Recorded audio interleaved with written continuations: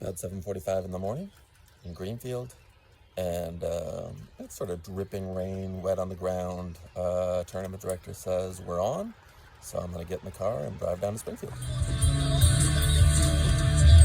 Greenfield, early Sunday morning.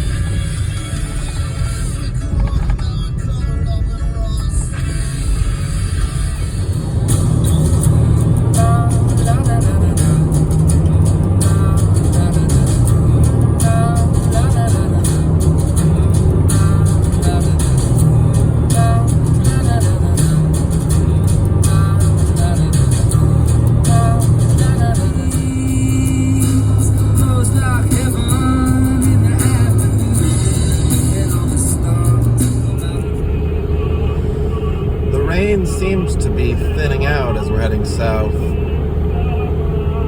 We're at that point on I-91. We're south of Northampton and heading towards Holyoke. And that's where you should be seeing the mountains. They're clearly shrouded in mist right now.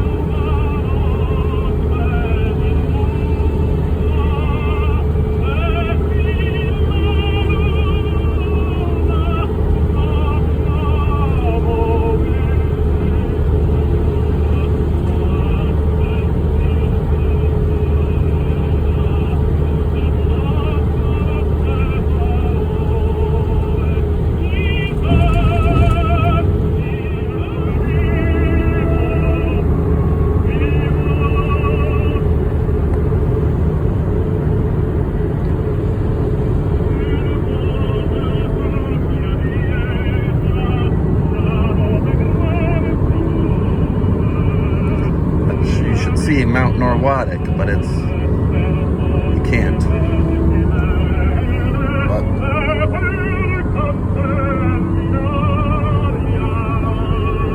passing along the mountain road. So we've arrived here in Springfield. I understand that courts are unplayable, says tournament director Matt Smith. So we'll go see. I'm here anyways. So we're walking from Trinity to the tennis courts. And this is what they look like.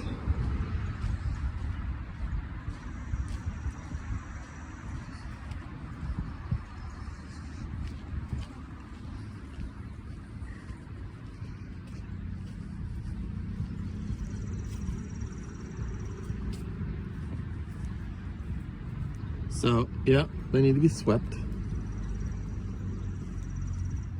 They don't look that bad, but I get the difficulty because it's not just one court, it's all of these courts, so they would need some maintenance. But this is what we do at Frontier. We haven't quit on any of our matches. Only the other teams have quit.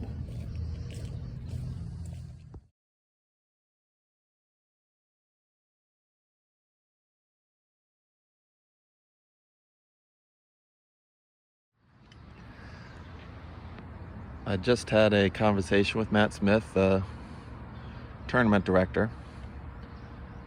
So they're going to reschedule.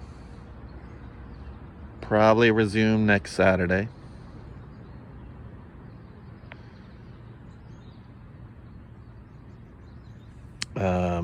I'm sure it's a logistical nightmare for him.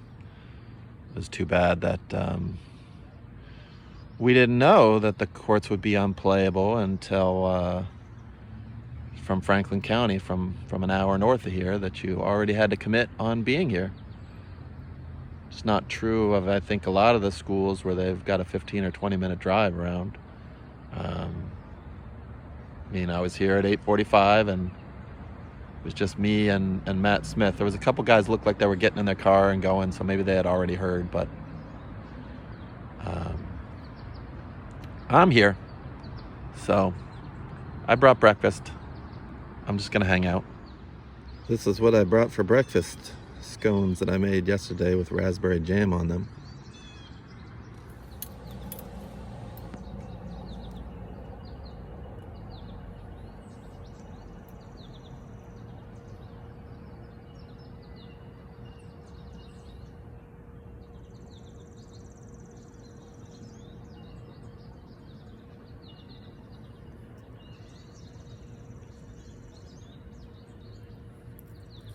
I think Matt Smith might have driven off with my coffee cup. I took a picture of the bracket on his truck. I think I put my coffee cup down, so he might have driven off with it.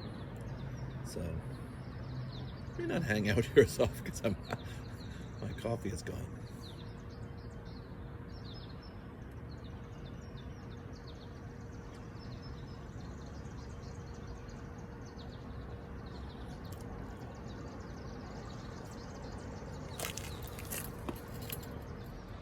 So this is the trolley barn.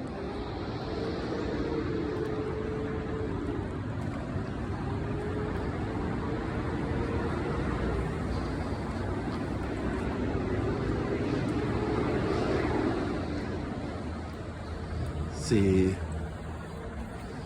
Forest Park used to be this big neighborhood park. It's really an amazing place. So look at this. This was built because this was on the end of the trolley line in Springfield. So you could take the trolley. This is, before everybody had cars. You could take the trolley from down in the city out here to Forest Park. And Forest Park was this big wooded area. And keep in mind, we are within the city limits of Springfield. It's this big wooded area that a couple of wealthy landowners in town, because Springfield was wealthy, they donated, and they created Forest Park, which is a gem. It's kind of fallen on hard times recently, but look at those trees, right? And then you have all these tennis courts. All these tennis courts, they redid them recently. I'm glad that they're playing here. The tennis tournament, the individuals. Better here than Long Meadow, I think. I mean, from a symbolic level.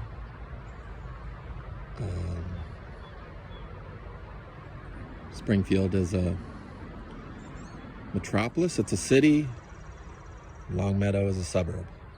Wealthy suburb. It's a place where a lot of rich people decided they didn't want to live in Springfield anymore, and they moved to Long Meadow. So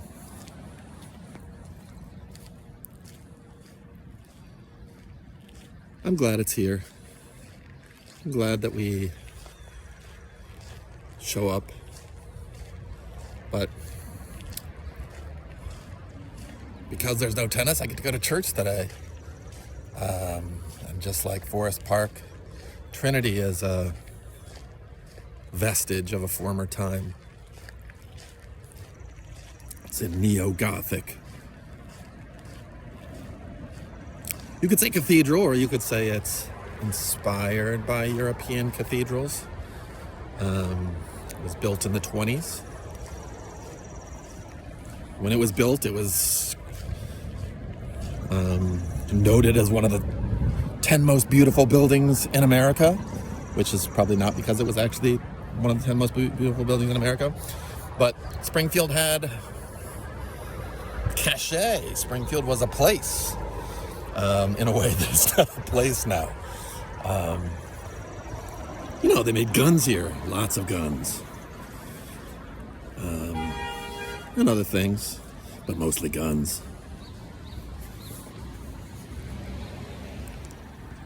So this is Trinity. It's where I parked my car. It's an old cathedral-like building. It used to have a pool in it as a basketball court. It was at the end of the trolley line. And it was a place that people could come. It was in a period of time when the Protestant church was reaching out to the burgeoning metropolises like Springfield. So this was a neighborhood church. It's the same period of time we have the YMCA. The same period of time when basketball is getting invented. You have what's known as the social gospel. And the advent of all of these Gothic churches. And why did they build Gothic churches? Why? Why did they want churches to look like this? They didn't have to. That's the thing. We assume that it was just inevitable, that this is just what churches look like. But it's not. It's not inevitable at all. Protestants didn't think this is what churches should look like. Protestants knocked churches like this down. In England and in Scotland, they knocked churches like this down because they looked like Catholic churches. And in the 1920s, in fact, the Ku Klux Klan was very popular even in places as far north as Connecticut and Massachusetts. Not so much because of African Americans, although I don't like African Americans either. I'm not trying to present them as being virtuous. But what they really didn't like is Catholic immigrants. And yet, they built this building, perhaps specifically to speak to Catholics. Maybe proselytize them. I don't know. And Gothic, why Gothic? Who are the Goths? The Goths are the ones that took down the Roman Empire. And they built churches like this.